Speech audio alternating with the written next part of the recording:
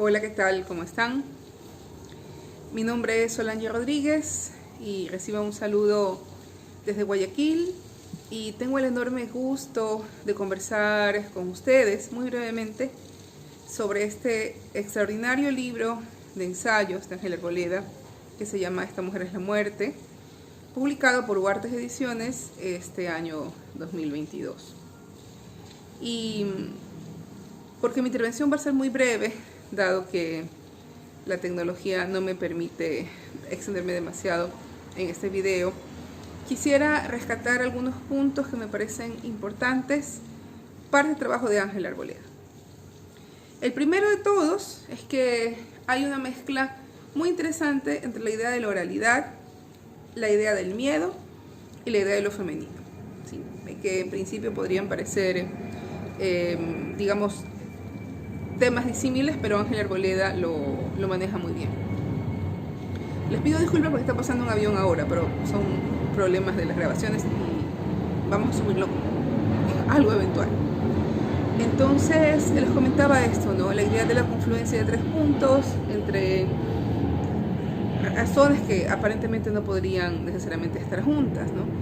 Y justamente estas cosas que acabo de mencionar confluyen en una autora como Ángela, que además de ser alguien que ha hecho este ejercicio de ensayo como producto de un máster, también es una creadora escrita. O sea, Ángela Arboleda no solamente se trata de la narradora oral más prestigiosa que tiene este país, sino también se trata de una persona que ha hecho creación literaria y que de hecho también acaba de terminar un máster en creación literaria y está trabajando una tesis de maestría, ¿no? Que tiene que ver con su cuerpo, tengo entendido, el ejercicio del cuerpo, y creo que tiene que ver con la danza, el baile. Entonces Ángela es una persona en quien los vértices confluyen y busca lo que podríamos llamar un verdadero diálogo transversal. Volviendo a lo que les decía de Ángela Arboleda, ¿qué encuentro yo como colega de Ángela aquí? Encuentro la tarea de rescate de estas tres líneas que acabo de mencionar, que en realidad son muy poco conocidas para la tradición ecuatoriana. En uno de los capítulos del libro, Ángela se pregunta ¿qué es la tradición? Del día de ayer también en la feria se preguntaban algunos autores ¿qué es la tradición? Es una gran pregunta esta. Y bueno, y Ángela pone de ejemplo, para entender la tradición, la mirada de una ciudad, de un fragmento de un texto de Italo Calvino, que es sobre viajeros que van por ciudades.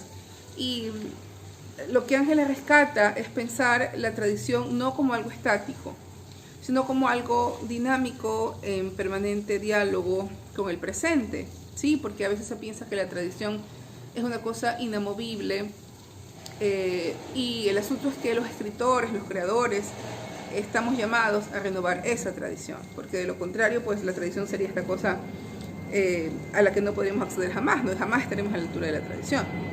Entonces, eso ella se la cuestiona. Entonces, nuestra tradición, dice Ángela en su libro, ha sido una tradición básicamente textual, ¿sí? Y que ha dejado de lado el tema de la oralidad, siendo la oralidad, ella citando a Nancy Houston, una de las formas más elementales de transmisión de conocimiento, ¿no? Y ella pone de ejemplo también el caso de grupos humanos, como es el caso de los grupos humanos amazónicos, que tienen como herramienta básica de transmisión de información las historias.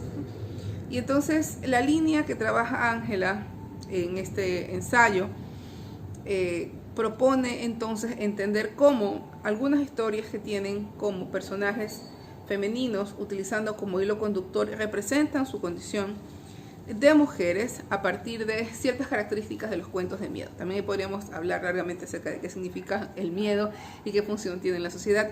Ángela lo aborda bastante bien. Bueno, el miedo tiene una función social, sí, aleccionadora, pero también sirve para confrontarnos con nuestros propios temores, por lo tanto, ser mucho más fuertes, ¿no? Y también una de las conclusiones puede ser que tiene una función distractora y también tiene una función de reconocimiento, porque es lo que nos ha ayudado a mantener vivos, ¿no? O sea, si no tuviéramos miedo, ese miedo se va a asociar con el instinto de supervivencia y por lo tanto continuamos vivos porque seríamos una gente muy poco precavida si no existiera el miedo.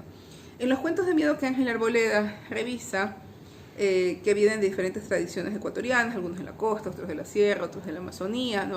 Algunos muy conocidos, como es el caso de María Angula, otros muy poco conocidos, como los que vienen de la Amazonía, ¿no? La mujer que nunca llora, por ejemplo. Lo que hacen es revisar arquetipos femeninos, ¿no? Y de qué manera estos arquetipos femeninos confrontan el miedo.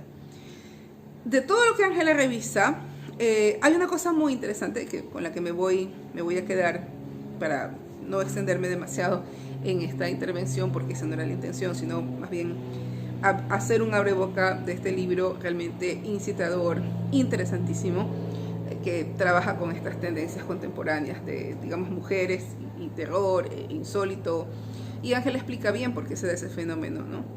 Ella concluye entonces que las mujeres nos asociamos al miedo y nos asociamos a otras representaciones como los animales, porque siempre hemos estado al margen, ¿no? Y es curioso cómo en la tradición ecuatoriana, la literatura de la imaginación fantástica, ¿no? Siempre la hemos colocado, o lo hemos colocado dentro del territorio de lo que aquellas personas que no son cultas, entendiendo cultura como el libro escrito, hacen, ¿no? Entonces como que esto sería parte de lo que hacen los otros que no son letrados, o sea, digamos, campesinos, indígenas, afrodescendientes, gente de la Amazonía, ¿no? O sea, personas que podríamos exotizar. Y lo que hace Ángela es revisar cómo en estas tradiciones, en estas historias que representan estas tradiciones, hay un tratamiento femenino. Y les decía que había una línea con la que quería quedarme, y esta idea, por ejemplo, de la asociación entre la mujer y el demonio. Hay una frase que el Ángela repetía alguna vez en sus ejercicios de cuentería: cuando el diablo iba a nacer, la mujer ya era bachiller. Y ella subraya el hecho de que mientras los hombres hacen pactos con el demonio, las mujeres engañan al demonio, ¿no? O sea, las mujeres son más astutas que el propio demonio, saben cómo darle la vuelta, y digamos tal vez porque provienen del mismo linaje, ¿no? Las mujeres como sobrevivientes, como pillas, ¿no? Como conocedoras del otro mundo, porque las mujeres están en continuo contacto con la vida, ¿no? Y con la muerte por el tema del parto, ¿no? Y las menstruaciones, en fin, habría mucho que conversar allí.